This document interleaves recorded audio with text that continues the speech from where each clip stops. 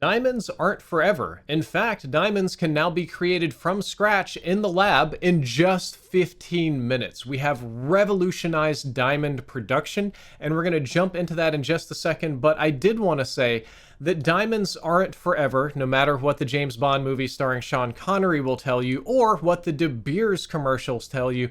I grew up being taught that if I didn't get my girl a diamond ring, that I didn't love her, and they would never be able to have synthetic diamonds that are worth a flip, and that I just had to deal with the fact that like 99% of all diamonds are funded through a system of modern day slavery and exploitation, that's just necessary to make the girl I love happy. Well, not anymore. Diamonds, real diamonds, not fake diamonds, not imaginary diamonds, not alternative diamonds, not the pastes and stuff you might be familiar with, can now be grown in the lab in just 15 minutes, which is extremely impressive.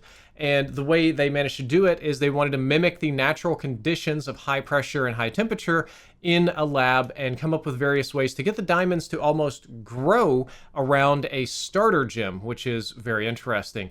Unfortunately, the largest ones they've been able to grow are about the size of a blueberry, which according to this article is small for a diamond. But then I think about it, if you had a blueberry on your finger, wouldn't that be a gigantic diamond that almost any woman would be happy to have, or man for that matter? My God, Diamond Dallas Page would probably have a heart attack if he saw that. But it is fascinating. The secret behind this is apparently they wanted to electrically heat gallium with a little bit of silicone and a graphite crucible, and they kind of want this mix to grow around a starter gem of some kind.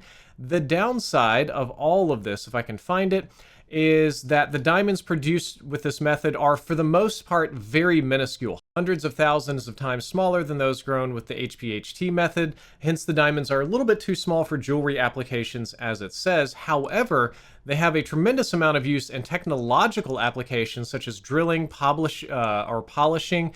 You can use them in watches, you can use them in electronic devices, radios, all sorts of little things like that. We use diamonds for a tremendous amount of technological development, and I think this is great. And I look forward to a future where I can buy my wife one of these at a reasonable price without having to hurt people like this somewhere else in the world just for diamonds, which I think is silly. And I am all for creating a better, more sustainable way to get rocks out of the earth.